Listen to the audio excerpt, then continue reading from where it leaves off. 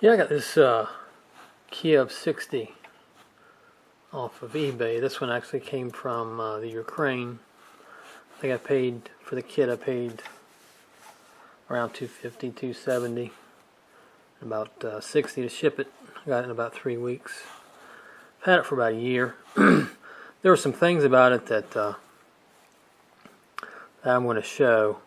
There's a lot of videos on YouTube about loading film and the average things, but I'm going to show the quirks I found with this camera for anybody who might be interested in buying one.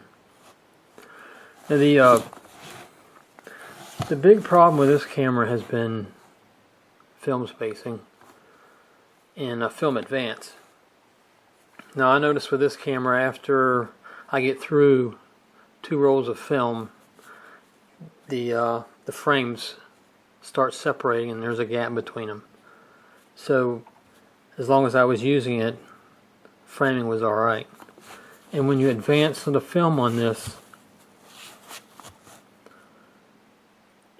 it has a tendency not to go far enough, and that causes problems. If you advance this camera all the way to the peg and just leave it, it screws up. It doesn't advance right.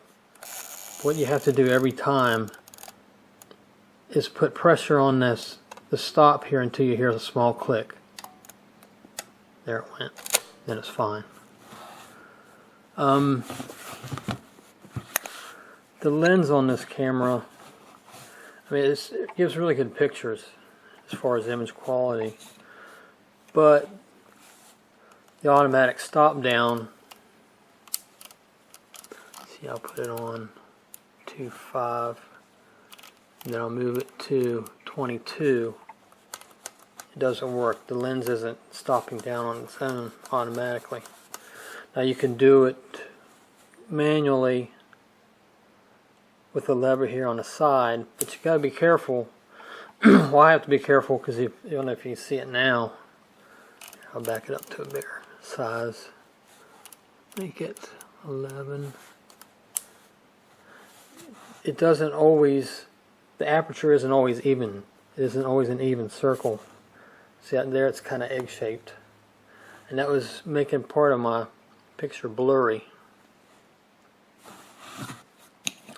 So because of that, also on eBay, I found this lens. This one came from Serbia.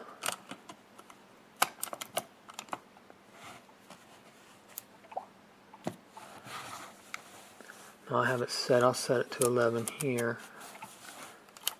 And it does stop down. And it is good quality. The only thing about this lens alone, I noticed that the split image at infinity isn't even. It's just a hair off.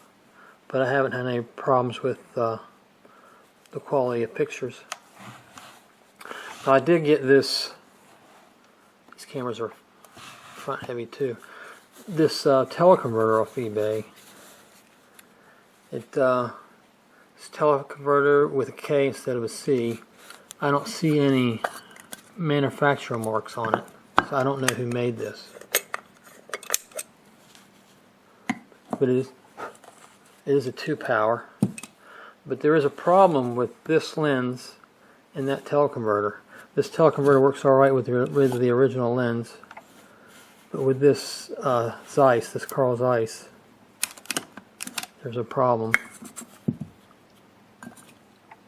Go ahead and put this on there. You can see the barrel in here. Now the original lens, when you focus it, the barrel moves away from the camera. So there's no movement inside. See, the barrel moves away. With the Zeiss, that barrel, as you can see it, sticks out enough that it hits inside the teleconverter, and then you can't get infinity on it. So when you focus,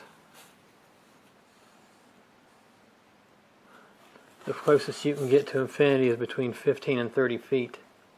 So it won't go all the way to infinity with that teleconverter.